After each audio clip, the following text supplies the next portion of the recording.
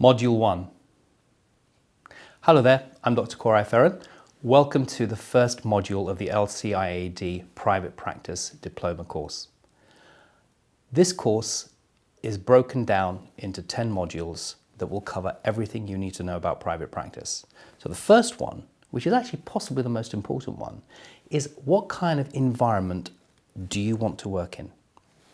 Which kind of practice do you want to work in? And what kind of work do you want to do? One of the things that I find a lot of colleagues who are frustrated with their careers is that they have great skills, but they're not really in the right place to do them. Either the practice philosophy is not the same as the one they wish to follow, or the kind of work that they do is really just not suitable for the area or patient cohort that they are looking after.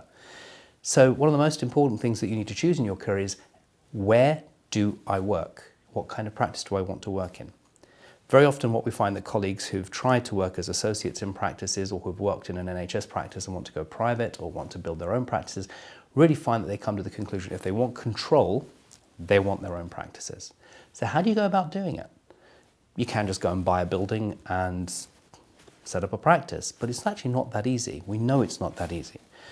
In 35 years, I've set up 4 different practices and I have worked in 7. So over that time, I've learned what works, what doesn't work. And I've made lots of very expensive mistakes, which I will hopefully prevent you from doing. The idea is to guide you through how to choose a premises, whether you're going to lease it, whether you're going to buy it. How do you make sure that that premises is actually suitable for purpose? Are you allowed to convert it? How are you going to lay services? How is it going to behave, and how is the building really going to tie in with the way you work? We're going to look at how you choose equipment, how you lay down, how everything is connected, everything from suction to aspiration and compression, and your dental chairs and your scanners and your audiovisual. How does all that come together?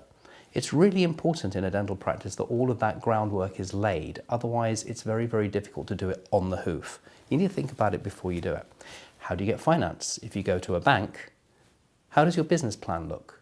How are you going to project your likely income and the turnover of the business and the outgoings of the business? What do you ask for? Which bank do you go to? How do you choose an accountant? Who do you work with to make sure that your practice is set up in a way that is efficient, time and cost efficient, and gives you the best environment to work in?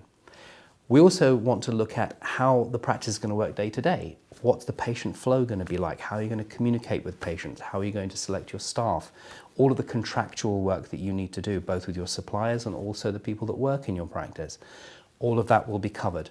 How to set up your own dental practice and all of the bits that you need to know, from compliance to consent, to where you store all your data, where you store all of your files, where you store all of the photography and video and charting and scans and everything that you're going to be taking during your career. It's going to be a lot of data. Do you do it on the cloud? Do you do it on a local server? All of those things will be covered. We will give you options as to how to work, and it's a very open course. So if you have something in mind as to how you're going to be doing something, run it past us and our expert team, and we'll give you feedback and give you advice that will hopefully save you some time, money and heartache, so you get it right the first time.